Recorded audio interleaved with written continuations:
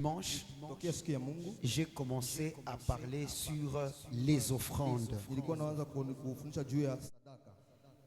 Les offrandes, c'est un sujet très complexe aujourd'hui dans le monde évangélique.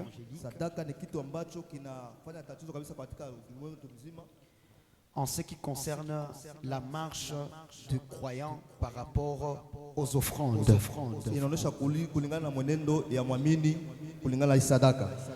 Alors nous allons reprendre par ce verset que j'ai laissé le dimanche.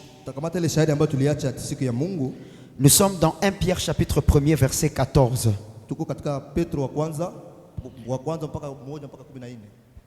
1 Pierre chapitre 1er, le verset 14. Je lis au nom de Jésus-Christ. Amen. La parole déclare, je lis seulement en français: comme des enfants obéissants, ne vous conformez pas aux convoitises que vous aviez autrefois quand vous étiez dans l'ignorance. Mais puisque celui qui vous a appelé est saint, vous aussi, soyez saints dans toute votre conduite. Selon qu'il est écrit, vous serez saints, car je suis saint. Sachant que ce n'est pas par de choses périssables, par de l'argent ou de l'or, que vous avez été rachetés à la vaine manière de vivre que vous aviez hérité de vos pères, mais par le sang précieux de Christ, comme d'un agneau sans défaut et sans tache, prédestiné avant la fondation du monde et manifesté à la fin de temps à cause de vous, qui, par lui croyant en Dieu, lequel l'a ressuscité des morts et lui a donné la gloire, en sorte que votre foi et votre espérance reposent sur Dieu, ayant purifié vos âmes en obéissant à la vérité pour avoir un amour fraternel sincère. Aimez-vous ardemment les uns les autres de tout votre cœur. Verset 23.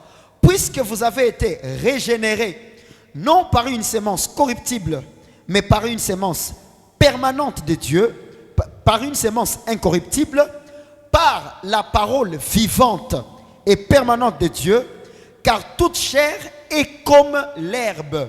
Car toute chair est comme l'herbe, et toute sa gloire comme la fleur de l'herbe. L'herbe sèche et la fleur tombe, mais la parole du Seigneur demeure éternellement, et cette parole est celle qui vous a été annoncée par l'évangile. Nous acclamons fortement pour la parole du Seigneur. On peut avancer seulement en français pour gagner le temps, d'accord? Merci. Ok. Ce premier chapitre de la lettre de Pierre est en train de nous révéler la beauté de notre rachat. La manifestation de l'amour de Dieu par la mort de Christ.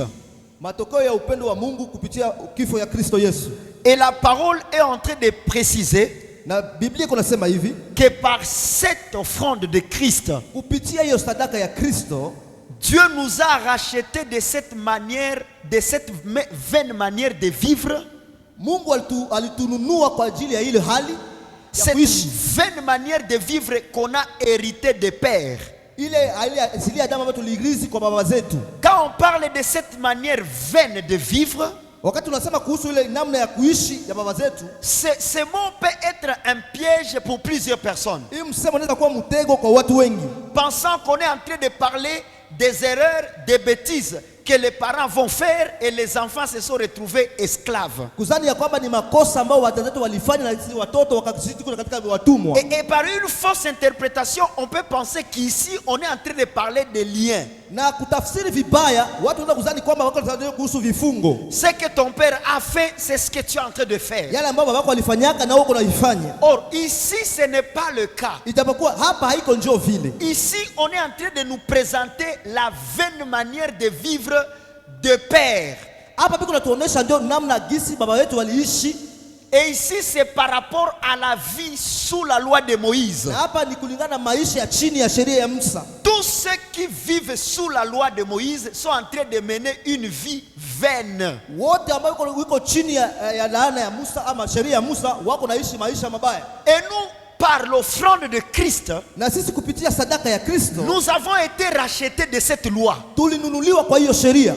Et la Bible dit, na Biblia inasema, ce n'est pas par l'argent que vous avez été rachetés. Haiko kwa ajili ya pesa ndio mlinunuliwa. Ce n'est pas à cause de l'or. Haiko juu ya dhahabu. Ce n'est pas à cause des choses périssables. Haiko kwa ajili ya mambo ambayo inaharibika. Mais c'est par le sang de Jésus-Christ. Lakini kupitia damu ya thamani ya Yesu Kristo. Et le dimanche, j'ai pris cette pensée na siku ya Mungu niliosha ile wazo en les synthétisant en deux choses. Kwa kuikondensa katika mambo mawili. Il y a le salut par les choses périssables. Kuna wokovu kupitia mambo ambayo inaharibika. Et il y a le salut par ce qui n'est pas périssable. Kuna wokovu ambayo ya mambo isiyoharibika. Et la nature de l'homme na asilia ya mwanadamu est de chercher le salut par ce qui est périssable. Ni kutafuta wokovu kupitia mambo ambayo inaharibika. Et cela est lié à la loi de Moïse. Na hapa inaambatana na sheria ya Musa. Il y a plusieurs offrandes. Kuna sadaka nyingi sana. Une longue liste kuna orodha kabambi que j'aurai à vous présenter ambayo nitawaonyesha leo par rapport à ces offrandes qui étaient faites au temps de la loi. Kulingana na sadaka ambazo zilifanywa kwa wakati wa sheria. Et pourquoi il y avait l'offrande? Na kwa nini kulikuwa sadaka? Vous allez comprendre que Pierre a dit mtaelewa kwamba Petro alisema que l'agneau a été prédestiné au salut avant le fondement de la terre. Sasa hii kondoo iliandaliwa kwa wokovu kabla misingi ya dunia haijawekwa. Ça veut dire il faut toujours un sacrifice pour le rachat de ce qui était perdu. Ni kusema kama inabidi kuwe sadaka ili kununuliwa kwa watu ambao walipotea. Quand est-ce que l'homme est perdu? Wakati gani mwanadamu alipotea? C'est par la chute de Adam. Ni kupitia maanguko ya Adamu. Et la Bible dit, na Biblia inasema le péché lui a été imputé, dhambi ilitangaziwa kwake, et à tous ceux qui sont de sa race. Na kwa wote ambao wako kwa kizazi chake. Quand quelqu'un est pécheur, wakati mtu kwa mwenye dhambi, ne jugez pas d'abord son acte. Usihukumu kwanza tendo ambalo alifanya. Le péché est lié à la nature. Dhambi inaambatana na asilia. Et le dimanche antérieur, na siku ya Mungu iliyopita kule, j'avais été invité dans une conférence. Nilialikwa kwenye mkutano fulani. Là où il fallait parler de la genèse de l'homme. Hapa ilibidi kuongelea kuhusu mwanzo ya mwanadamu. Et j'ai montré que l'homme a deux genèses. Na nilionyesha kama mwanadamu ana mwanzo mbili. La première genèse, mwanzo ya kwanza, c'est lié à l'origine de la nature adamique. Inaambatana na asilia ya kiadamu. Et tous qui ont cette genèse là, na wote ambao wako na ile mwanzo, ils sont coupables. Wana makosa. J'ai maintenant montré la deuxième genèse de l'homme. Nikaonyesha pia mwanzo ya pili ya mwanadamu. C'est pourquoi on parle de la nouvelle créature. Ça veut dire qu'elle était d'abord une créature, mais elle est devenue une nouvelle. Abandonna totalement la première nature. Comment nous devenons une nouvelle créature? C'est par la deuxième genèse, la naissance, la création en Christ. Maintenant, quelqu'un qui est né de nouveau ne peut plus être jugé par rapport à son ancienne nature. Est-ce que tu es avec moi pour dire amen? C'est pourquoi il n'y a plus de condamnation pour ceux qui sont en Christ. Parce que toutes les anciennes choses sont passées. Ces anciennes choses, ce n'est pas ce que tu faisais. Ces anciennes choses, c'est tout ce qui était lié à la nature adamique. C'est passé. Comme Adam mangeait. Est-ce que parce que tu es sauvé, tu ne vas plus manger? Si, tu dois manger. Mais ce qui était passé, c'était la condamnation par rapport à la chute de l'homme. Aide-moi à dire à ton voisin, notre deuxième genèse, c'est Jésus-Christ. Nouvelle création. Nous devenons de nouvelles créatures, gérées par de nouvelles lois. Maintenant, si nous remontons à la chute de l'homme, ouvre ta Bible, on y va ensemble. On y va ensemble. Nous sommes dans Genèse. Genèse, Mwanzo nous prenons rapidement le chapitre 3. shairi ya tatu, sura ya tatu. Nous descendons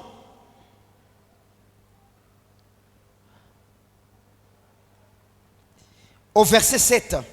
Tunashuka mpaka ku shairi ya 7. Genèse 3, 7. Mwanzo 3:7 yake. Déjà Genèse 3, 1 à 6. L'homme désobéit. Il mange le fruit. Mais au verset 7, Shairi ya 7 j'aime ce qui est dit. napenda labda inasemeka pale. Les yeux de l'un et de l'autre s'ouvrirent. Wakafumbuliwa macho wote wawili. Ils connurent qu'ils étaient nus. Wakatijua kuwa ni wako uchi. Et ayant conçu des feuilles de figuier, Wakashona majani ya mtini, ils s'enfirent de ceinture. wakajifanyia nguo. Vous voyez, Unaona? ici quand l'homme consomme le fruit Hapa wakati ambapo wanadamu walikula tunda qui donne la mort, ambao inaleta mauti. nous avons compris l'autre dimanche Tulielewa siku ya Mungu iliyopita, que l'arbre de la connaissance du bien et du mal, mti ya ujuzi ya mema na mabaya c'était ilikuwa Moïse, ni Musa, et qui a pour fruit na ambaye alikuwa na tunda la ile mort. tunda, mauti. Et quand on parle de Moïse, ce n'est pas la personne, Tukisema Musa haiko mtu, on voit la loi de Moïse. tunaona ndio sheria ya Ça Musa. veut dire à chaque fois que la loi est consommée, Sasa kwa kila wakati ambapo sheria itakuwa inakuwa na timilizi kwa consommée, mangée, inakuwa na kuliwa. voilà. C'est parce que Paul est en train de parler de l'enseignement comme une nourriture. Sababu Paulo kunasema kama vile mafundisho ni kama vile chakula. Ça veut dire à chaque fois qu'on enseigne la loi, Kila wakati ambapo tunafundisha sheria, à chaque fois que vous consommez la loi, wakati ambapo mnakuwa mnakula sheria, ça aura de l'impact sur votre nature. itakuwa na nguvu kuasilia yeye. C'est pourquoi en mangeant ce fruit, Kwa kukula hiyo tunda, l'homme s'est retrouvé nu. mtu akajikuta iko uchi. C'est pourquoi à chaque fois qu'on enseigne la loi, Wakati ambapo tunakuwa tunafundisha sheria, tout le monde se retrouvera coupable. kila mtu atajikuta ana makosa. Parce que dans la loi, il n'y a pas de miséricorde. Kwa sababu ndani ya sheria hakuna rehema. Parce que la loi indique le mal. Ndani ya sheria inaongoza kwa makosa. Or, jusqu'aujourd'hui, Mpaka leo personne n'a déjà subi le salut de son corps. hakuna mtu ambaye ashapata ile wokovu ya mwili wake. Nous serons sauvés dans nos corps Tutakuwa tumeokolewa kwa mwili yetu au renouvellement de toutes choses. kwa maumbile ya kila kitu. Ça veut dire la nouvelle créature. Kusema kama kiumbe kipya, C'est l'homme intérieur. ule mtu wa ndani. Mais ton corps ici, Lakini mwili yako hii, la parole dit, Biblia inasema la loi du péché est inscrite dans les membres de mon corps. sheria ya dhambi inawekwa ndani ya Dans les membres de mon corps. ndani ya viungo ya mwili wangu. Voilà, ça veut dire le corps Kusema kama mwili est assujetti aux lois du péché. inakeitisha katika Vous sheria ya comprenez? dhambi. Mnaelewa? Maintenant, ce que vous devez savoir Yale ambayo mnapaswa kujua est que la loi du péché kama sheria ya dhambi est inscrite dans ce corps, imeandikwa ndani ya mwili, mais pas dans l'homme intérieur. hapana ndani ya mtu wa ndani. Comme la loi du péché est dans ce corps, Hivi sheria ya dhambi iko ndani ya mwili. ce n'est pas ce corps qui est le temple de Dieu, Haiko mwili ndio hekalu ya Mungu. mais c'est le corps de l'homme intérieur. Lakini mwili ya mtu wa ndani. Parce que celui-ci est habité par le péché. Huyu anakaa ndani ya dhambi. Il sera transformé Atageuzwa au renouvellement de toutes choses. kwa kuumbila kila mambo yote. Est-ce que tu es avec moi pour dire Tuko amen? pamoja, sema amen. Maintenant, quand l'homme s'est retrouvé nu, Wakati ambapo mwanadamu alijikuta uchi, pour nous, ça veut dire kwetu ni kusema la loi expose les faiblesses de la chair. sheria inaonyesha udhaifu wa mwili. Parce que les ordonnances de la loi étaient charnelles. Ile makanuni yote ya sheria ilikuwa kimwili. Ça ne condamnait que les œuvres de la chair. Ilikuwa na hukumu tu kazi ya mwili. Et c'est pourquoi partout où on prêche la loi, Kama kote kwa wanafundisha sheria, tu vas te retrouver chaque dimanche coupable. utakuta kila siku ya Mungu mko na makosa. Et on va penser que Na mtawaza kwamba une église là où banakeme à Zambi, soi-disant, kuhubiri Zambi, ndo kanisa nyeko takatifu. Or, tu ne peux pas manifester aux gens qu'ils sont pécheurs sans la loi. hawezi kuonyesha kama watu wanakuwa na dhambi bila sheria. Pour que les gens comprennent qu'ils sont pécheurs, Ili kama watu wajue kama ni dhambi, en tout cas, tu dois faire recours à la loi. unapaswa ukimbilie kwenye sheria. Et quand tu prêches la loi, Wakati unafundisha sheria, tu ne manifestes pas la miséricorde de Dieu. hauoneshi mais tu manifestes la colère de Dieu. unaonesha ndio hasira ya Mungu. Et c'est pourquoi vous allez voir Ndio maana mtaona plusieurs personnes, ils ont la connaissance d'un Dieu de colère, watu wengi wanakuwa na ujuzi ya Mungu wa hasira. un Dieu méchant, Mungu mbaya. un Dieu qui frappe, Mungu ambaye anapigana. un Dieu qui égorge. Mungu ambaye anachinjaka. C'est par rapport Ni kulingana à ce qu'on vous a yale présenté. ambayo aliwaonesha. Et là, les hommes Hapo watu deviennent derrière, commencent à courir derrière leurs actions, wanaanza kimbilia kulingana na makazi zao. derrière leurs actions, Nyuma ya matendo yao, kazi zao, nyuma ya matendo yao. pensant que c'est par là où se produira la miséricorde de Dieu. Kama hapo ndipo kutatokea rehema za Mungu. Aucune personne ne pourra vivre sur cette terre sans produire de mauvaises actions. Hakuna mtu ambaye anaweza hapa chini ya jua bila kutenda matendo mabaya. C'est pourquoi Paul a dit, Ndio maana Paulo alisema ce qui est bien, yale ambayo ni mabaya na mazuri je le sais, ninayajua, n'habite pas dans mon corps. kae ndani yangu. Ça veut dire aucune personne ne peut dire que dans son corps il y a le bien. Hakuna mtu ambaye anasema kama ndani ya mwili wako kuna mambo Personne. mazuri. Hakuna. Je vous dis bien personne. Nakwambia kweli Que ce hakuna. soit les évêques, Akuwe eveke. les archibishops, Akuwe archbishop. les ministres de la parole, Mtumishi wa toutes Mungu. ces personnes, Watu wote wale. tant que tu marches selon la chair, Wakati tuko natembea kulingana na mwili. tu verras qu'il n'y a aucune bonne action dans la chair. Utaona kwamba hakuna hata matendo Mais mazuri. quand vous marchez selon l'esprit, Lakini ukitembea kulingana na roho, vous n'accomplirez pas hamutatimiza les désirs de la chair. tamaa ya mwili. La Bible ne dit pas que l'esprit annule les désirs de la chair. Ah, ah. Biblia inasema kama roho inazimisha tamaa ya mwili. C'est seulement quand on est selon l'esprit, Wakati hapa tuko ndani kulingana na mwili, on ne les accomplit pas. hatutayatimiza. Ça veut dire les désirs sont là, Haja ziko pale. mais on ne s'y laisse pas faire. Lakini hata itumanipule. Tu es avec moi pour dire amen. Tuko pamoja tuseme tena amen. Maintenant, lorsque l'homme est derrière ses œuvres, Wakati wanadamu iko nyuma matendo yake, on va commencer à lui prêcher la discipline et non l'évangile. kumfundisha muzani lakini hapana injili. Fais ceci, Fanya hivi, wende hivi, tembea hivi, ne touche pas ça, usiguse hiki, ne mange pas ça. usikule hiki. Et en voulant éduquer le corps, Nataka kuadibisha mwili, plusieurs vont l'appeler la sanctification. wengi wataita sema ni utakaso. Or, ce n'est pas ça la sanctification. Kwa haiko njoo utakaso ile. La sanctification, c'est la manifestation totale de la miséricorde de Dieu. Utakaso ni matokeo kamilifu ya rehema za Mungu. Est-ce que tu es avec moi pour dire amen? Tuko pamoja useme tu amen. Maintenant, Adam s'est retrouvé comme ça. Adamu akajikuta hivyo. Quand il s'est retrouvé nu, Wakati alijikuta iko uchi, il a déjà goûté de la loi. alishaonja sheria, Balisha muonesha, alishamuonesha sheria. ulifaka hivi, Ulitia ceci, c'est pourquoi tu as subi ça. ndio maana ulipata hiki.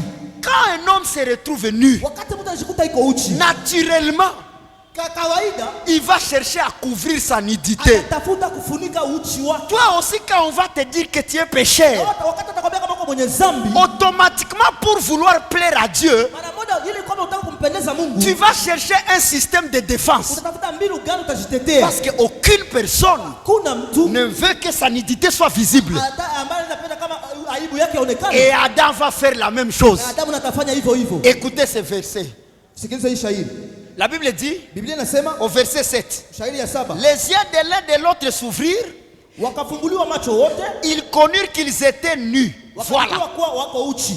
Ayant connu la conscience de la nudité, Wakati ambao walipozamisha kama wako uchi, ils ont maintenant conçu des feuilles de figuier wakapata kauli ya kufanya nini? et ils en firent des ceintures. Na wakajivalisha Vous voyez, kama vile nguo. ils ont voulu maintenant se couvrir avec des feuilles. Wakataka bajifunike majani. Ce qu'ils ont oublié, Yale ambao walisahau, Dieu qui savait qu'il y a un danger à manger ces fruits-là, Mungu ambaye alijua kama kuna hatari kwa kula ile tunda, lui-même savait le système de le réparer si l'homme a mangé. yeye pekee alikuwa anajua mbinu gani atafanya ili kwamba wanaelewa. Ça, c'est très fort, ça. nguvu sana. Dieu qui savait Mungu ambaye alijua l'impact de ces fruits sur l'homme, ile tunda kwa mwanadamu, c'est bien même lui-même ni yeye pekee hata yeye mwenyewe qui saurait comment le réparer. atajua namna gani ataisababisha. C'est pourquoi quand Dieu parle à Adam, Ndio maana wakati Mungu alikuwa anaongea na il Adamu, lui pose la question, akamswali, qui t'a dit que tu es nu? nani alikwambia kama uko uchi? Vous voyez, Non. ça veut dire la nudité est visible par rapport à l'écoute. Utupu inaonekana kulingana na kisi ulisikia. Ce que tu écoutes, Yale ambayo unasikia, c'est ce qui te dira que tu es nu. ndio itakwambia kama uko utupu. Vous voyez maintenant que le fruit est lié à l'enseignement. Kama vile tunda inaambatana na mafundisho. C'est pourquoi Paul va dire à Timothée, Paulo ataambia Timotheo, veille sur ton enseignement keshia sana juu ya mafundisho yako. et sur toi-même, Kwako wewe peke, afin que tu sauves ceux que tu écoutes, ili kwamba uokoe ambao unasikia, ceux qui t'écoutent, uokoe ambao unakusikia, et toi-même que tu te sauves. na wewe ambaye pia uziokoe. Ça veut dire Ni kusema la chose sur laquelle un croyant doit veiller, mambo ambao muamini anapaswa keshea yako sur ceux qui l'écoutent. kwa yale ambayo anasikia. Parce que ceux qui tu écoutes Kama yale ambayo unasikia te gardera dans les jardins, itakuchunga ndani ya bustani, te laissera à l'aise dans la présence de Dieu, na amani ndani ya uwepo wa ou Mungu, bien te rendra coupable itakufanya mwenye makosa dans la présence de Dieu. ndani ya uwepo wa Mungu. Vous voyez, Unaona? même si l'homme a mangé, Hata kama mwanadamu alikula, mais Dieu s'est déplacé toujours vers lui. Mungu akasogelea akamsogelea kwake. Or, par un mauvais enseignement, Angalia kwa mafundisho mabaya, on ne nous montre plus Dieu qui se déplace vers les hommes, awatuonesha na Mungu amana kwa anasogelea mais on nous montre maintenant les hommes qui se déplacent Anatuonesha mwanadamu njoo vers Dieu. anaenda kwenye Mungu. Pour dire quoi? Kusema nini? Le sacrifice de Christ ne suffit pas. Sadaka ya Kristo haitoshe. Tu dois faire autre chose Sasa fanya vitu vingine pour plaire à Dieu. ili kumpendeze Mungu. Or, Dieu a déjà dit, Ijapokuwa Mungu ashasema, voici mon fils unique tazama mwana wangu wa pekee en qui j'ai placé ambaye nimeweka ndani yake toute mon affection. upendo wangu wote. Écoutez-les. Mumusikilize. Le seul chemin Njia moja tu de gagner la miséricorde de Dieu, kupata rehema za Mungu c'est d'écouter ni aussi. kusikiliza upia. Comme Adam avait écouté Adam alisikia et il s'est retrouvé nu, akajikuta ipo utupu. nous aussi nous devons Sisi pia écouter tunapaswa kusikia pour que cette nudité soit revêtue. ili kwamba ile utupu ifunikwe. Comment ce qui nous a rendu nus sera encore utilisé pour nous habiller? Namna gani kitu ambacho kitufanya utupu tena Aye. ituvalishe tena? Condamné par la loi de Moïse et encore justifié par la loi de Moïse.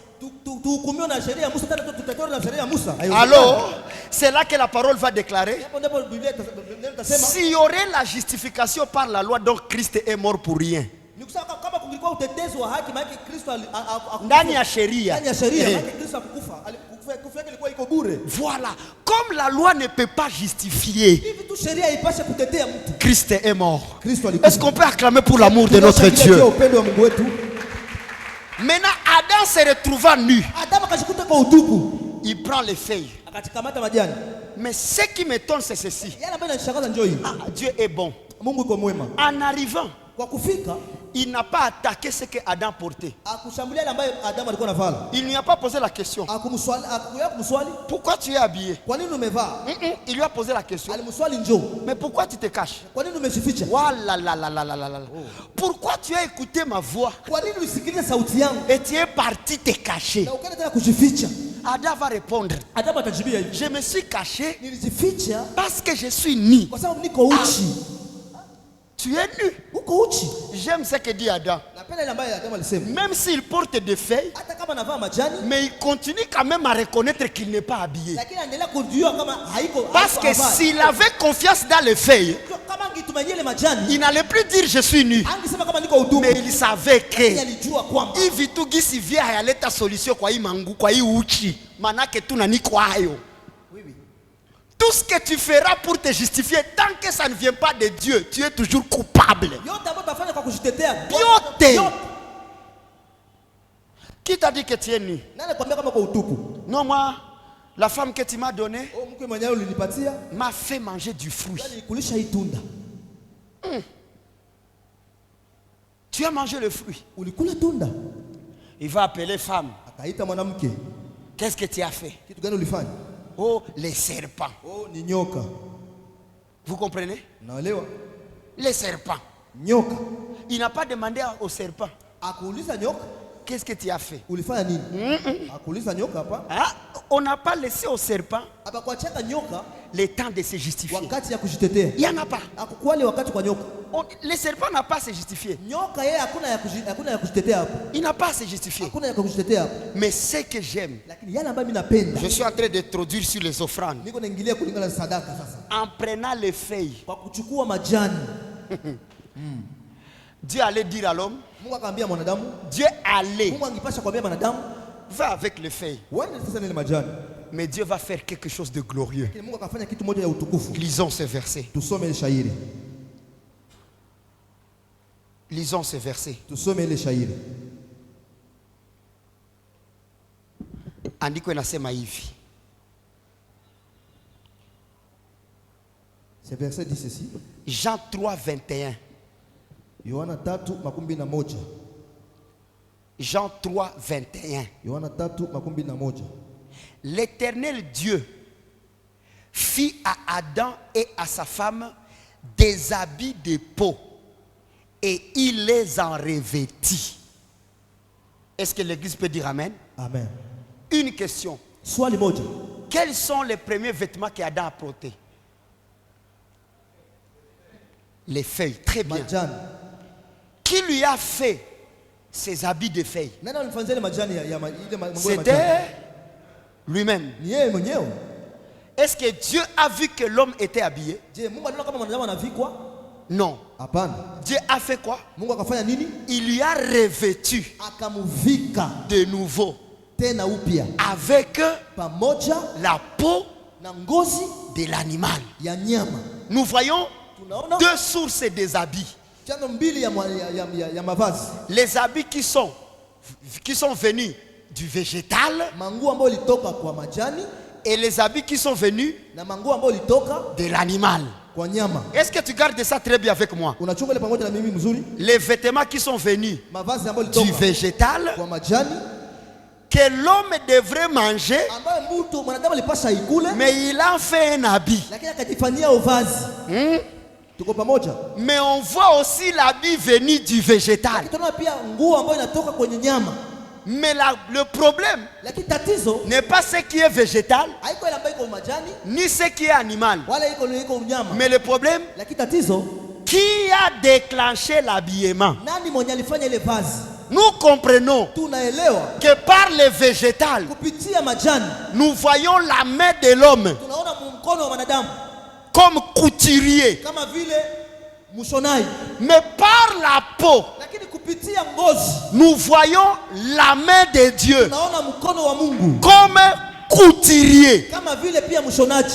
Et ces deux choses Na hii mambo mbili vont tous se manifester dans la descendance d'Adam. wote watajitokeza ndani ya uzao wa Adamu. Genèse, on avance. Mwanzo Il y a un couturier végétal kuna mshonaji wa majani et il y a un couturier animal. na kuna mshonaji wa ngozi. Lisons les versets suivants. Tusome shairi yenyewe inafuata. Genèse chapitre 4, Mwanzo sura yake ya 4. verset 1er. Je lis seulement en français. Amen. Adam connut Ève, sa femme, elle conçut et enfanta Caïn. Et elle dit, qui dit? Lisez la Bible, chaque fois qu'on enfante, ce sont les femmes qui parlent. Adam a dit quoi? Non, c'est pas Adam qui dit. Elle dit, en français. Akasema Adam connut Ève, Adamu akamjua Hawa sa femme. mkewe, Elle conçut naye akapata et mimba enfantant Caïn. akamzaa Kaini. Et elle dit, Akasema c'est elle qui dit, j'ai formé un homme nimepata mtoto mwanaume avec l'aide kwa Bwana, de l'Éternel. kwa Bwana. Qui a formé cet homme? Nani ambaye alipatia mtoto? Qui a formé cet homme? Nani aliunda ule mtu? Dites ce qui est écrit. Il y a une grande révélation ici. Museme yale ambayo inaandikwa hapa, kuna ufunuo mkubwa hapa. Qui a dit j'ai formé? Nani anasema kama mimi ndio niliumba? Elle dit quoi? Anasema nini? Toi Caïn, We Kaini, c'est moi qui t'ai formé, mimi ndio nilikuunda, mais Dieu a apporté son aide. lakini Mungu alileta msaada wake. Ça veut dire Caïn Ukisema kama Kaini n'est pas une œuvre totale de Dieu. haiko kazi kabisa kamilifu ya Mungu. Dans Caïn, Ndani ya Kaini il y a la part de Dieu kuna sehemu ya Mungu et il y a la na part kuna sehemu de l'homme. Qui dit amen avec moi? Anasema amen pamoja na mimi. Comprenez bien bien maandiko kuna tafunua. Muelewe bien, comprenez bien. Muelewe. J'aime ce qui va se faire pour Abel. Napenda yale ambayo itafanyika kwenye kwa Abeli. Écoutez cette simplicité. Angalia hii upole, hii utaratibu. Verset 2. Shairi yake ya pili. Elle enfanta encore son frère Abel Akaongeza akamzaa ndugu yake Abili on ne fait pas mention de l'œuvre de l'homme abaoneshe kazi ya mwanadamu par rapport à la naissance kulingana na kuzaliwa d'Abel. On nous présente seulement il enfanta son frère Abel. Mais quand même dans Caïn, l'homme a le temps de se vanter. J'ai formé, j'ai fait. Vous voyez un peu ça? L'homme veut qu'on puisse montrer sa part. Qui comprend ce que je suis en train de vouloir enseigner ici? Dans la naissance de Caïn, imaginez même c'est Adam qui a donné la semence. Mais la femme dit, j'ai formé. Vous voyez l'erreur qu'elle avait fait d'amener la nourriture à Adam. C'est la même erreur qu'elle répète par la naissance du premier fils. Par sa première nourriture, on voit la chute de l'homme. Par sa première naissance, on voit la manifestation de la colère de l'homme. Vous comprenez? La femme qui a formé. Femme. J'ai formé. J'aime le verset qui vient. Abel fut berger. Qu'est-ce qu'on dit là-bas? Abel fut berger. Verset 2.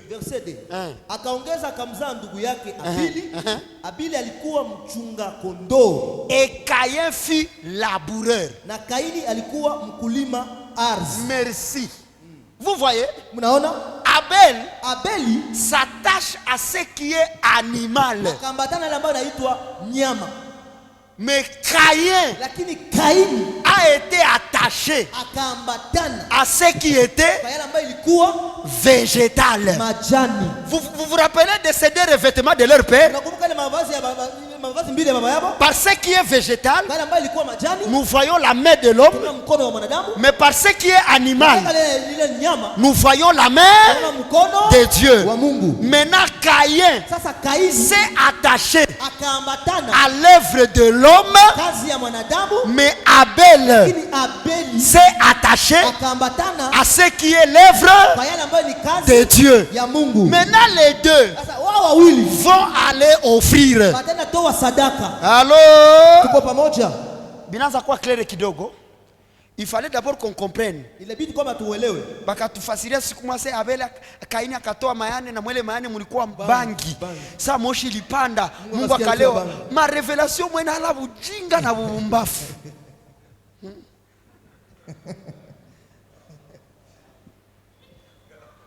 Ma revelation mwa aseme sa moshi lipanda, Mungu akasema Kaini unanilewesha. Kaini Mungu akalewa. Na sasa anasema vile watu wanashimama, c'est la révélation. Hapana, mayani haina probleme. Pas de problème. Sasa Mungu akavuta shisha. Kaini unanipoteza memoire. Na banashimama, quelle révélation. Mungu akalewa. Mungu akalewa baba. Et ce genre de galeries font rire les chrétiens.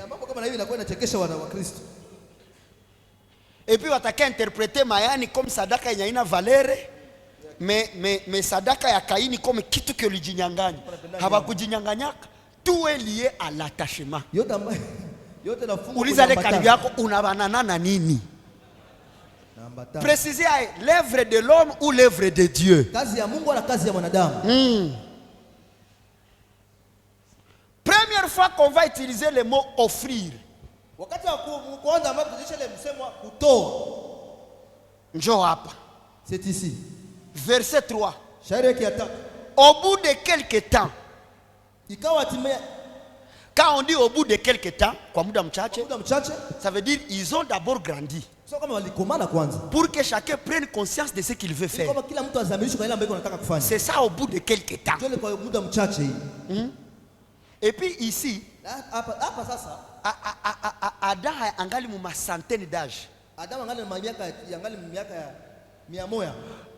Parce que quand Seth va naître, Kusema wakati ambapo Seth atazaliwa, le petit frère d'Abel, mloko wake na Abeli, Adam avait 130 ans seulement. Adam alikuwa na miaka 113.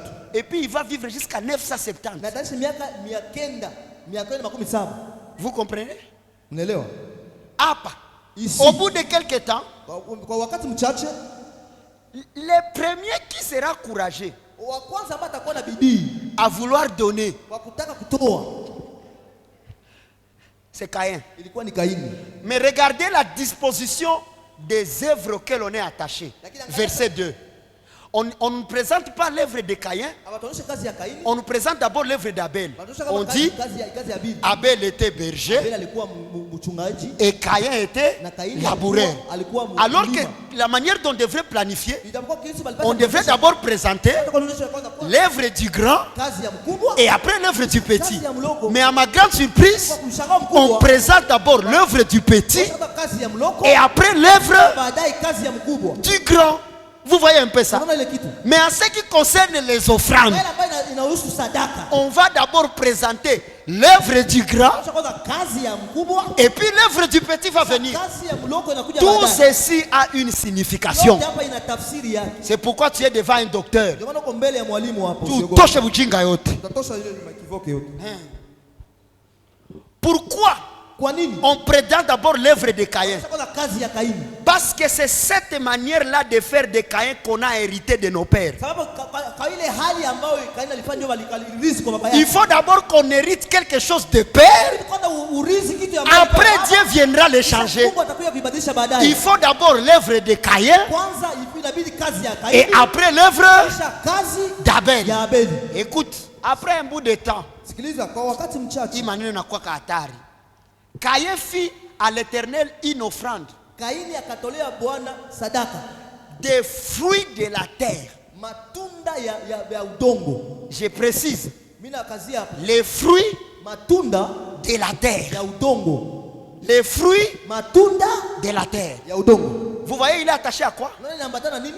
Il est attaché aux fruits Inaambatana na matunda de la terre. ya udongo. Ça a une signification. Hiyo pia ina tafsiri yake. Et Abel, Na Abeli de son côté, kwa ngambo yake en fit naye akatoa une des premiers-nés. moja ya mzaliwa wa kwanza. Est-ce que vous êtes en train d'écouter les écritures ici? Oui.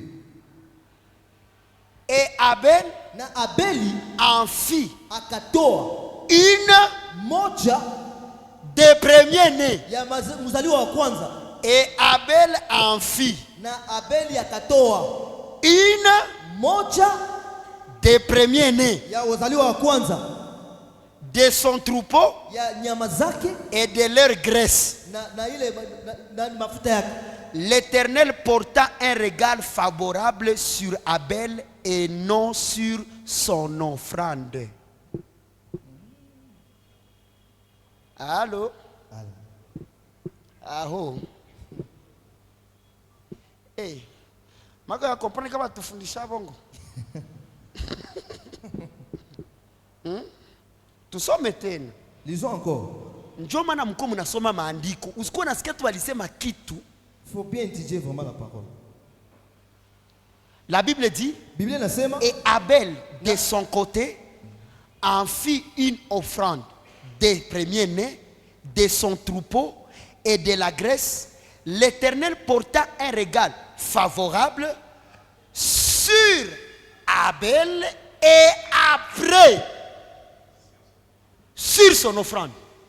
Abeli naye Ameona kama alitufundisha bongo au yapapata.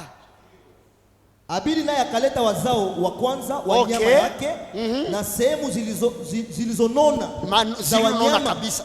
Bwana akafanya. Bwana akamtakabali Abeli na sadaka yake. Merci.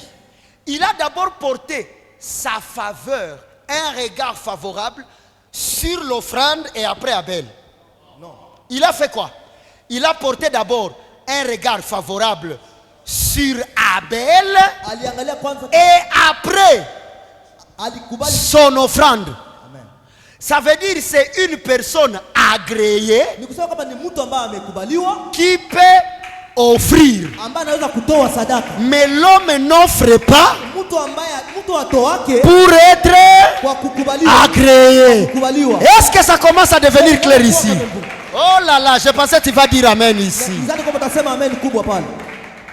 Dieu a regardé Mungu aliangalia le sacrificateur kuhani avant le sacrifice, mbele ya sadaka, le sacrificateur kuhani avant le sacrifice. kabla ya sadaka. C'est de même pour Caïn. Vile vile kwa Kaini. Dieu, avant de rejeter l'offrande de Caïn, Mungu kabla hajatupilia sadaka ya Kaini, il a d'abord rejeté Caïn. alimtupilia kwanza Kaini yeye peke. Pourquoi? Kwa nini? C'est par rapport à l'origine. Kulingana na ile asilia, Les œuvres de Caïn kazi ya Kaini étaient liées à la main de l'homme. inaambatana na mkono wa mwanadamu. Mais l'œuvre d'Abel Lakini kazi ya Abeli était attachée à la main de Dieu. inaambatana na mkono wa Mungu. Pour preuve, Kwa kuivuka remontez au jour où Jésus-Christ contrôle ceux qui offrent. wakati ambapo Yesu alikuwa anachunguza wale ambao wanatoa sadaka mkikapo. Ce n'était pas un problème de quantité, Haikuwa tatizo ya uwingi, mais c'était question de qualité. tatizo ya hali. Il a honoré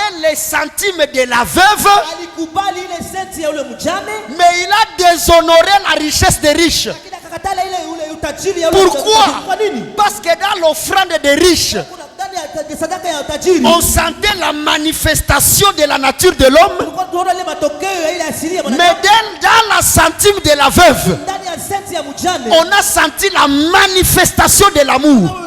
ile matokeo ile ya upendo. La force d'une offrande Nguvu ya sadaka n'est pas liée à sa quantité, haiambatani na uwingi yake, mais c'est lié à sa qualité. ambatana na hali yake. Quand je parle de la qualité, Ukiongelea hali, je parle de la motivation. naona ile changamoto. Point 1.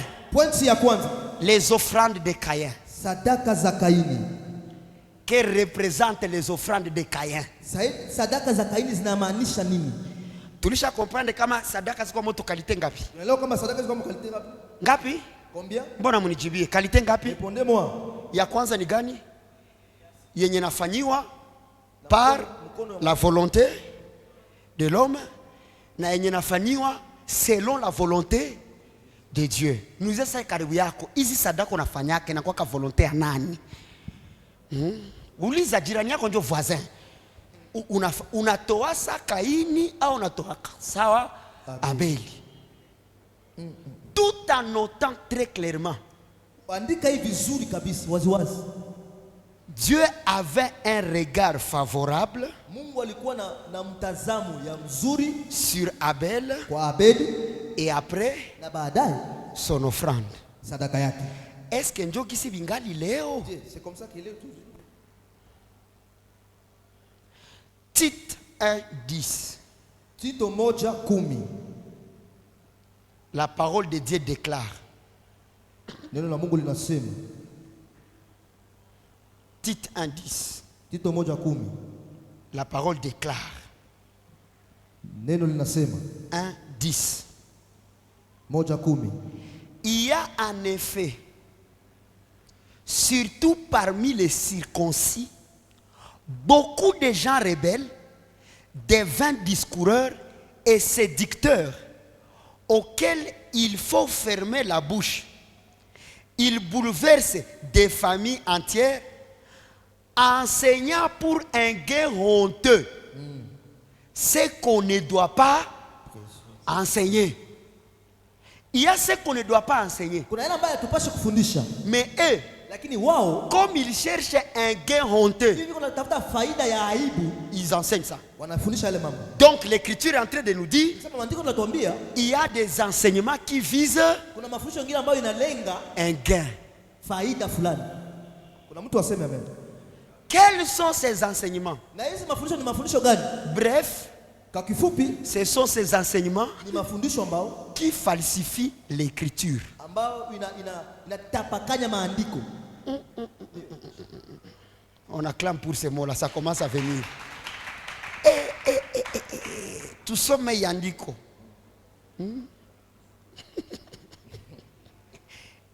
Ile nagonga kabisa. Tapakanya. 2 Corinthiens 2:17. Korinto wa pili 2:17.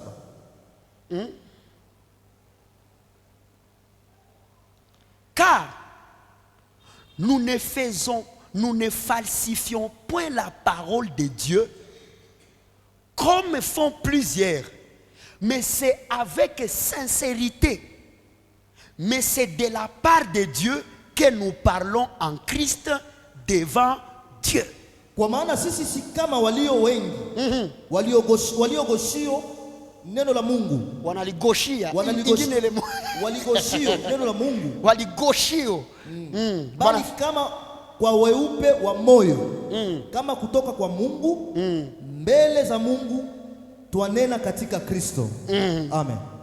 Tuseme amen juu ile andiko. Niko na tarisha nyingine hapa.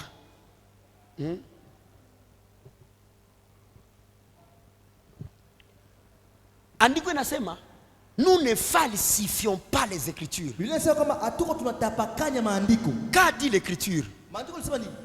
Dieu fixa un regard favorable, Mungu akaangalia mtazamo mzuri sur Abel kwa Abeli et son offrande. na sadaka zake. Le premier regard de Dieu est attaché à qui? Mtazamo wa kwanza wa Mungu liambatana na nani? C'est à l'homme. Ni kwa mwanadamu. Le deuxième regard vient sur quoi? Na mtazamo wa pili nakuja kwa nani? Sur son offrande. Ni kwa sadaka yake. Mais en falsifiant Lakini kwa kutapakanya les écritures, maandiko, on va renverser les rôles. batageuza kazi. Ils ne vont pas prêcher. Abatafundisha. Dieu fixa un regard sur Abel et son offrande, Mungu ataangalia mtazamo wa Abeli na sadaka yake. mais ils vont enseigner. Wao watafundisha njo. Dieu fixa son regard Mungu akaangalia mtazamo sur l'offrande kwa sadaka et sur Abel. na kwa Abeli. Qui comprend la différence? Nani anaelewa tofauti? C'est la vertu de la priorité. Amen. Dieu a toujours priorisé l'homme qu'il a perdu Mungu kwanza anakuwa analeta kama mwanadamu ambaye aliyopoteza avant l'œuvre que ses mains peuvent faire. mbele ya kazi ambayo mikono yake inaweza kufanya. Mais le faux évangile Lakini injili ya bongo priorise d'abord kwanza anakuwa anaweka ya kwanza l'œuvre que l'homme peut faire ya mwanadamu ambaye anaweza kuifanya avant l'homme. mbele ya mwanadamu. Et c'est là que vous allez voir, Ile ambayo leo mtaona aujourd'hui, le dénominateur commun de l'évangile, c'est le sacrifice. leo kabisa kenye kiko na kwa inatembea ni ile sadaka tu. Utaita kisi unataka, muangle ni offerings, mufrancais ni offrande, mukiswahili ni matoleo, Lingala ni mbeka. mbeka, bile biote. Toutes ces choses là. Jusqu'au point Paka kwenye point où l'homme a exagéré, ambapo mwanadamu alipandisha mipaka. jusqu'à prêcher les 7 clés pour ouvrir le ciel. Kwa kuhubiri kabisa fungulo 7 ambazo zinafungula mbingu. Le premier secret Siri ya kwanza qui ouvre le ciel, ambayo inafungula mbingu c'est l'autel. ni madhabahu. Papa, Baba, quand on dit le mot hôtel, wakati unasema kusema ce n'est pas ce qu'ils ont besoin, haiko na jambo lazima hapa. c'est ce qui sera Ni yale ambayo itakuwa sur l'autel. kwa ile madhabahu ndio wanataka. Yule ya madhabahu pale. Ile ndio wanataka hiyo. Pale juu ya madhabahu kuko nini? Hakuna ushindi bila madhabahu. Il y a pas la victoire sans l'autel. Bo, mimi naona mtu sawa vile Isaka iko anajenga madhabahu bila vita. Akitafuta tu abudu Mungu anajenga madhabahu. Meshio kukwetu. Madhabahu. Madhabahu. Jenga madhabahu. Hamngale karibu kumwambia bonsoir. Jenga madhabahu. Ndio tutakutana teme la guerre des hôtels. Madhabahu zikapigana Vita za madhabahu. Madhabahu zikapigana il faut toujours dire ce qui est écrit. Inabidi kusema tu yale ambayo imeandikwa. L'autel était bâti pour une offrande d'adoration. Madhabahu ilifanyikwa kwa ajili ya maabudu. Aujourd'hui, Lakini leo sadaka, offrande, hii neno hii sadaka, sacrifice. Rudilia pamoja na mie sadaka. Sacrifice. Tunafika kupwe mwenye ko sensible à tel point que Mungu akusaidie uelewe. sadaka. Sadaka. Dès l'origine d'abord. Dès l'origine. Chanzo mbili kwanza. Mwanzo ya vyote. Ndio le chanzo mbili kwanza, mwanzo ya vyote, c'est ça chanzo. Il faut comprendre Inabidi kuelewa que même ces animaux hata ile manyama que Abel a donné, ambao Abel alitoa, même ces fruits-là, hata ile matunda, tout a été créé par Dieu. yote iliumbwa na Mungu. Tuko pamoja? Msoma sana. Tout a été créé par qui? Yote iliumbwa na nani? Pour connaître que Kwa kujua kwamba tout a été fait par lui yote ambayo ilifanyika kupitia yeye et pour lui. na kwa ajili ya yeye. Tout ce qui existe Yote ambayo inayoishi appartient à qui? ni ya nani? À Dieu. Ni ya Mungu. Pourquoi je te fais comprendre ça? Kwa nini nataka kutukolesha ile mambo? Pour que tu sortes d'abord de cette confusion-là. Ili kwamba utoke katika ile mchanganyiko. Qu'il y a quelque chose que tu peux amener kwa Mungu juu mshitule. Parce que tout a été fait par qui? Par Dieu. Par Dieu.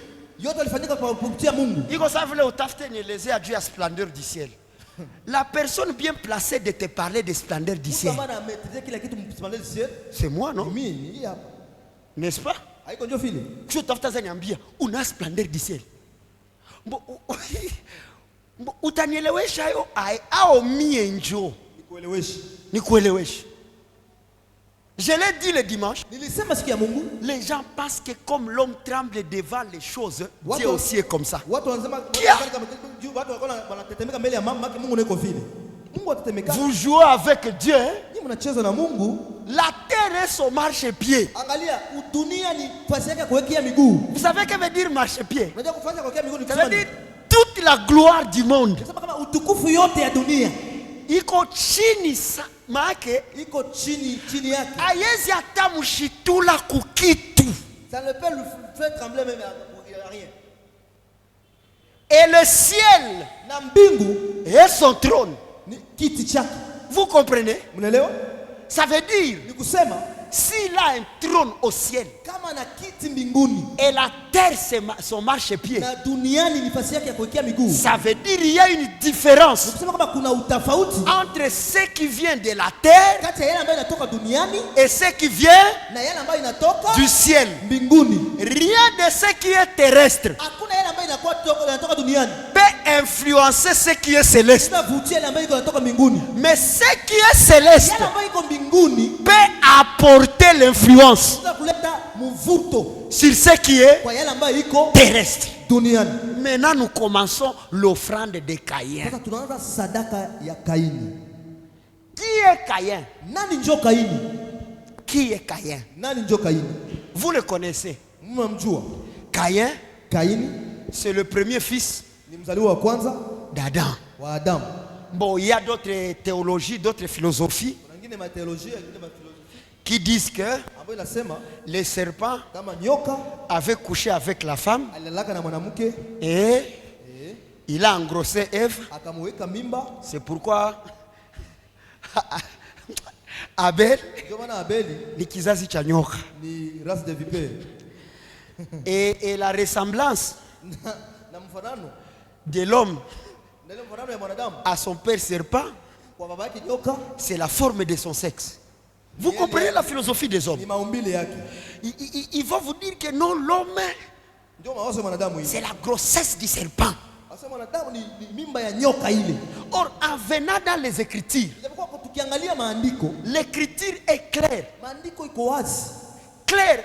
Kuko Wazi. vitu vingine, Il y a d'autres choses. quand tu vois quelqu'un polémiquer sur des philosophies, montre-lui seulement l'écriture. Muoneshe tu maandiko tu wakati unasema sema vitu vyenyewe havikuwezekana. Andiko inasema hivi, tulisoma shibote. L'écriture Andiko dit inasema hivi.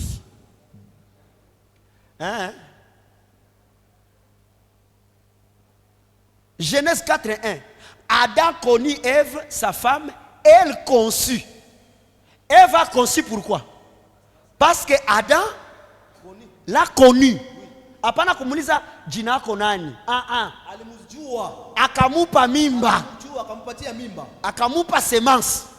Et elle enfanta Caïn. Na akazala Kaini. Ça veut dire Kusema la grossesse de Caïn mimba ya Kaini n'est pas venue du serpent, haikutoka kwa nyoka, mais est venue lakini ilitoka d'Adam. kwa Adamu.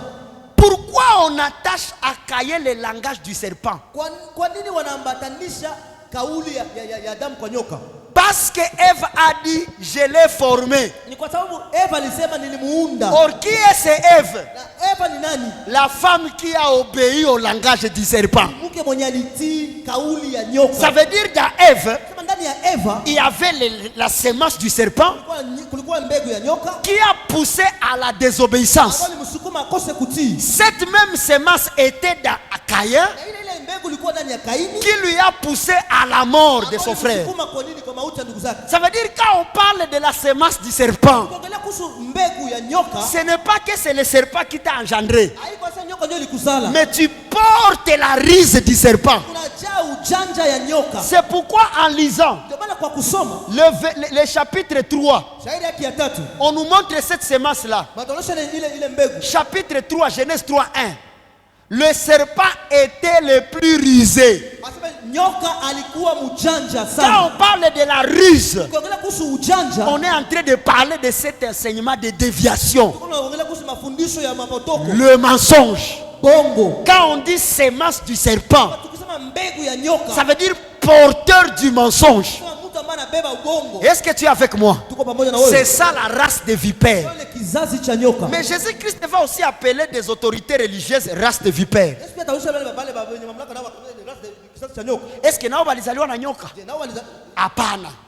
Nous comprenons tunaelewa kwamba que clairement kama kiwasi Caïn est le fils Kaini ni mwana d'Adam wa Adamu et de na Eva. Eve. Na Eva. La seule différence, Utafauti ndio hiyo. j'aime maintenant le langage de Adam par rapport à la naissance de Seth. Mimi napenda sana kauli ya Adamu kulingana na Lisons ce kuzaliwa verset. ya Seti. Écoute ce verset avec moi. Sikiliza ile shairi pamoja. La parole dit ceci. Biblia inasema hivi.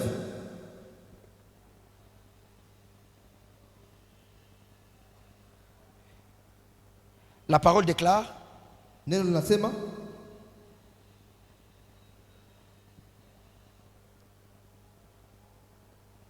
excusez un peu, samani kidogo.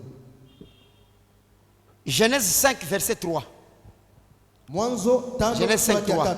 Adam, Adamu âgé de 130 ans, engendra un fils à sa ressemblance, selon son image, et il lui donna le nom de Seth.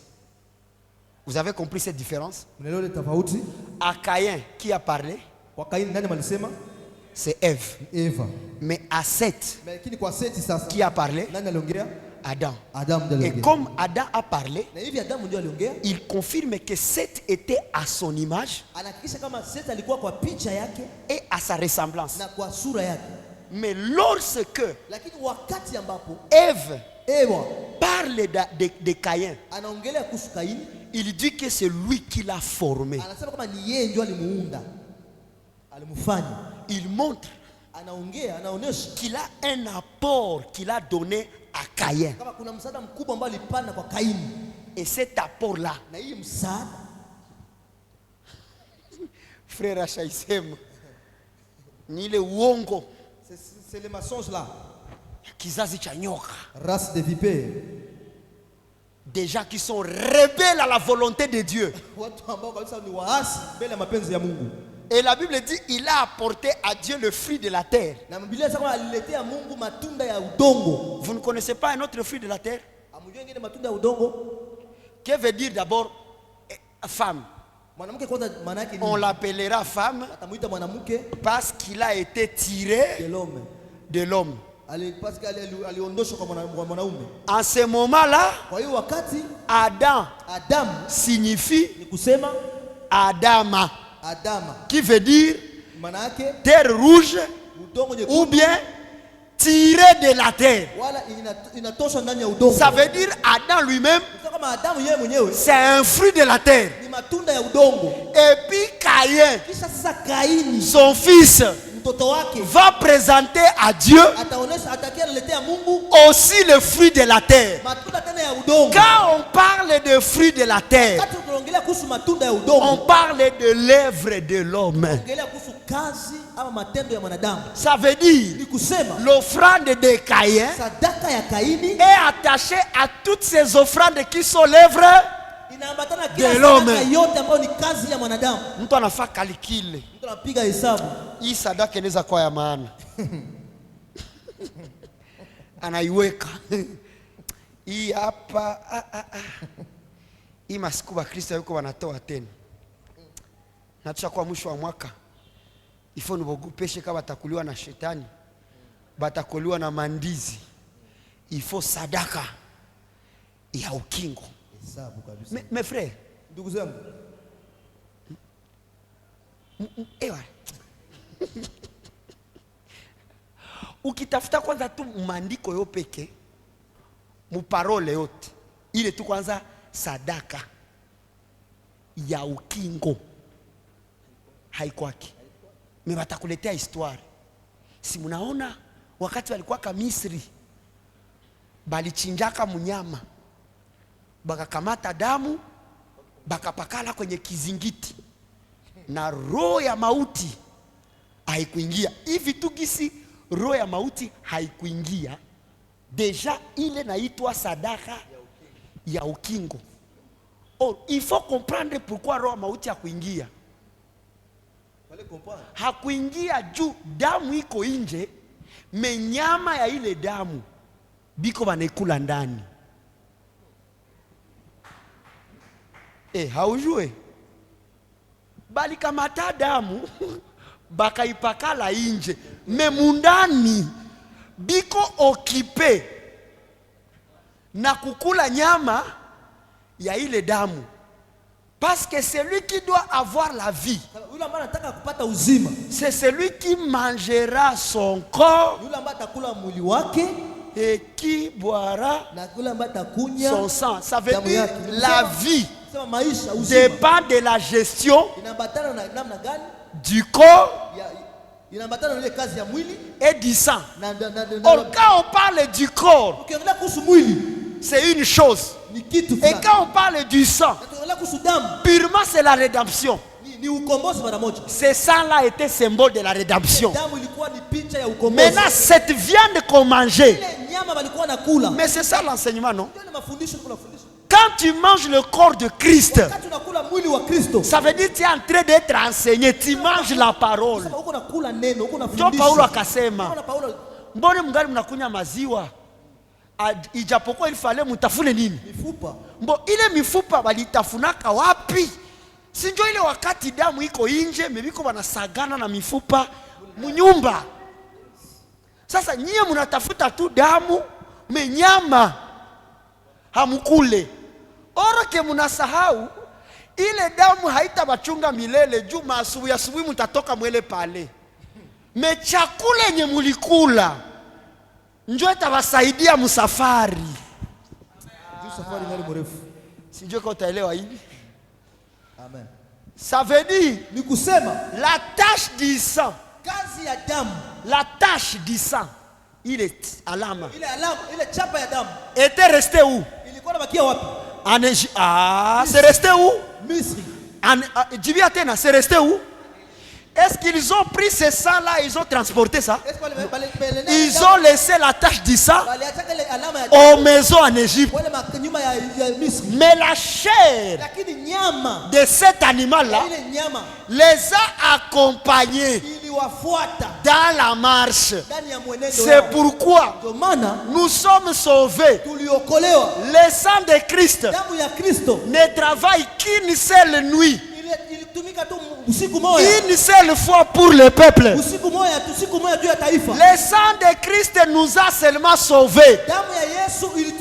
Et quand nous avons commencé la marche, nous n'avons plus à faire avec ces sangs-là. Ce qui nous aide, c'est la chair de l'animal. Hauna tena besoin damu funike nyumba yako, ifunike nini? Damu ifunike diplome yangu, damu ifunike. Nani mwanafunikiwa na damu ya Yesu? Damu ya Yesu ukiaka juu itufunike? Hapana, damu ya Yesu ilimwangikaka juu itukomboe. Tena limoya tokeli mwangika Golgotha na vikaisha pale. Leo kuna nyingine damu ya wapi? Ya wapi ingine? Hiyo inapakala magari juu zifanya accident. Tafuta shoferi mwana tembeza, na ikifika basi haiko maaferi ya madamu. Madamu vitu gani? L'œuvre du sang, Kazi ya damu c'est la rédemption. Ni Ambia le karibia kwa vile kazi ya damu ni ukombozi. Wewe unachinja kakuku nenda pakala kumeza yako msoko. Yesu na mimi napakala damu yako. Uko fu? Hauko sawa? Hauko sawa? c'est pas normal. Na ile damu pale kumulango njoo sawa naita sadaka ya ukingo. Kisha uangalie wale wote. Mungu we. Bale wote walipakalaka madamu kumilango. Ile kizazi iliponyokaka mauti ya Mumisri, mebakakamatika na mauti ya mjangwa. Unaiwa vile? Si tu connais cela. Amuyatira kantasyon. Ile kizazi yote nye iliponyokaka mauti Misri ya damu ya mauti juu wanapakala damu. Bote sawa litokaka. Mukufika mjangwa. Ile kizazi yote ikakufa. Vous savez pourquoi? Unajua kwa nini? C'est parce que les repas qu'ils mangeaient étaient un repas de murmure. Chakula ambalo kula chakula ya nini ya lawama. Ils n'ont plus mangé cet animal. Abakukula tena ile nyama, mais ils ont commencé à manger un autre repas bakana kula ingine chakula qu'ils ne connaissaient pas. ambao hawakuwa naijua. Parce que en l'appelant man, Sababu kwa kuita mana, la Bible dit, Biblia inasema qu'est-ce que c'est? Et aujourd'hui nous voyons des grands mangeurs de man. Leo tuko tunaweza bakula mana makubwa. Biko banakubiri vitu mbona nasema kabia wapi hivi navyo? Si njoo mama na zile. Bote bakulabyo mana. La nourriture de l'humiliation. Mutaishia mjangwa. Chakula ya mazarau.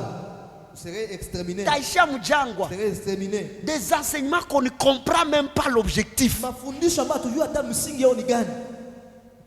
Ama lengo ni gani? Mais la nouvelle génération Lakini kizazi kipya qui est entrée ambayo iliingia n'est pas celle qui a vu la tache du sang, haiko ile ambayo iliona alama ya damu, mais c'est celle qui a été circoncis. lakini ile ambayo walitairiwa. Ils ont vu le sang, Waliona damu, mais différemment de ce sang de l'Égypte. tofauti na ile damu ya Misri. Mina kama utabielewa leo ningali mu introduction, utaelewa kule mbele. Tu vas comprendre là-bas. Batu banapenda sadaka sana. Sana sadaka. Hapa na hapa sadaka ya ndoa. Hapa na hapa sadaka ya voyage. Hapa na hapa sadaka ya deliverance. Hauwezi kuwa delivré na uyajenga madhabahu. Tuulize maandiko. Ule mtu alikuwa na yala mapepo. Kwanza utakuwa na pepo kisha jenge madhabahu. Deliverance yako haitakuwa parfaite. Ufungulivu wako itakuwa kamilifu tant que tu n'as pas bâti l'autel. wakati ambapo hujajenga madhabahu. Au fait, des fois il faut dire aux chrétiens, niko njala, niko a besoin de franga, munipe tout, makuta, mais que ça ne se joue pas sur les offrandes. Isikwe chanzo sikwe sadaka. Sadaka ya ukingo, je vais le dire en swahili, ya ulinzi, ya chakumi, ya bon après zile sadaka zote. Juu obakena nini?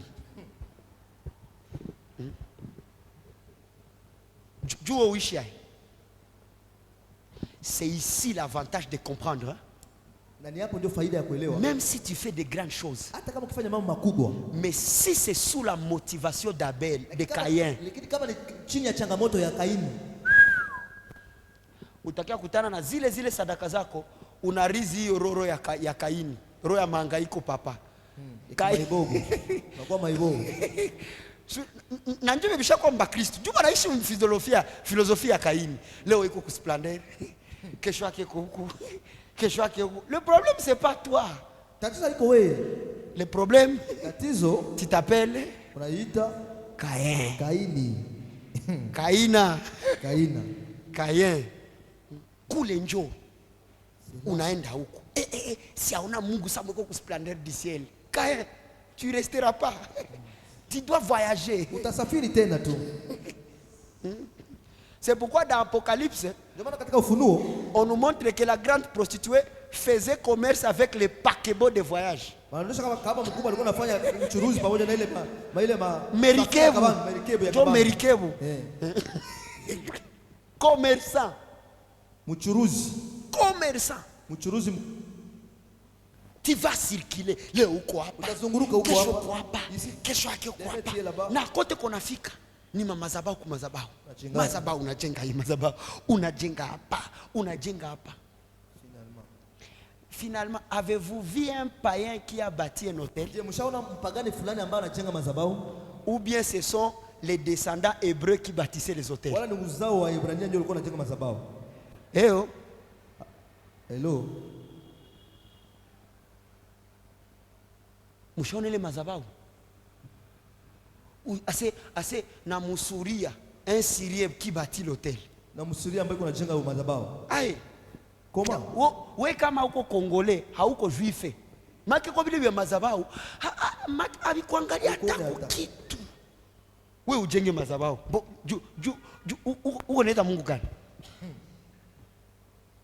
Notre hôtel, nous, sisi mazabao yetu qui nous a rattachés à Dieu, ambao ilitupanisha na Mungu, c'est Golgotha. Ni Golgotha. C'est l'œuvre de la croix. Ni kazi ya msalaba. Ile œuvre ya croix pale. Kazi ya msalaba. Njo mazabao ishie yenye na konte zingine mazabao. C'est ça notre hôtel qui compte. Azikwaki. Mazabao ya ndoa. Lunga sasa. Talungulu. Chio nakwambia ile mazabao ilikuwa mfupi, ongeza majiwe. Na unapandisha mazabao. Unapandisha mazabao. Ushajenga 35 hotel, 35. Noko na tarisha ya 38. Make we na ule wa mpisina 38 muko sawa. Ushajenga mazabao na mazabao mebadiliko hakuna. C'est parce qu'on t'a montré l'offrande d'Abel avant Abel. Balikonisha sadaka ya Abel. Mbele ya Abel. Mbele kwanza ni kupokea tonge juu ya kaya yako. Fanya kwanza sacrifice ya acceptation. Unafaa mboko washepa na umu. Sahi. Munawaza niko naongea na watu wazima umu. Sinyi wote mko wa blessé de guerre. Nyi wote umu mko wa blessé de umu munalumia, munayala majeraha. Deception. Hii publique yote mko wa blessé de guerre. Nyi mbona unza regretter ile 300 yangu. Muko va blessé de guerre. Et puis quand une offrande ne produit pas son résultat, tu finis dans les conflits avec les sacrificateurs. Et c'est ce qui fait que dans nos églises, ceux qui ont de l'argent sont des révérends pasteurs, sont des anciens de l'église. Ndabatangazia mukiswahili, abakutie muzee juu na wewe ubiri. Au hauko banaiwa ka hauko pasteur. Banaka maouioué. Mais on t'a bien positionné pour bien te rançonner. Pasteur konjo kweli ile. Kweli sana. Hii ni tangazo kubwa. Baliolo kibaki mshirika utaleta njiwa. Omwe bakugeuze kuhani juu lete ngombe. Toi-même tu sais que tu n'es pas pasteur. Wewe peke unayua. Hauna uito, hauyue ubiri, hauyafunga kata ibada, hauyaongoza kata. Mesa wanasema kanisa inatafuta uza kiwanja. Na tunajua kama Mungu ametupa watu wakubwa. Njoo kazi yako. Ni zile pesa njoo biko wanatafuta. Hauko mzee. Ukazeekea wapi? Ukapata uito wapi? Et c'est comme ça que plusieurs personnes sont devenues pauvres à cause de l'offrande de Caïn. Rendez-vous ce dimanche avec Caïn. On va étudier Caïn dans sa profondeur. Et on sera tous édifiés. Et sauvés. Mie omwe uniime muzuri usinipe mubaya. Vomi uniime muzuri. Mais usinipe mubaya. Jupal utakuwa nakosea. Mungu awabariki, on acclame pour le Seigneur. On présente nos offrandes dans du culte et puis on rentre à la maison. On présente les offrandes du culte.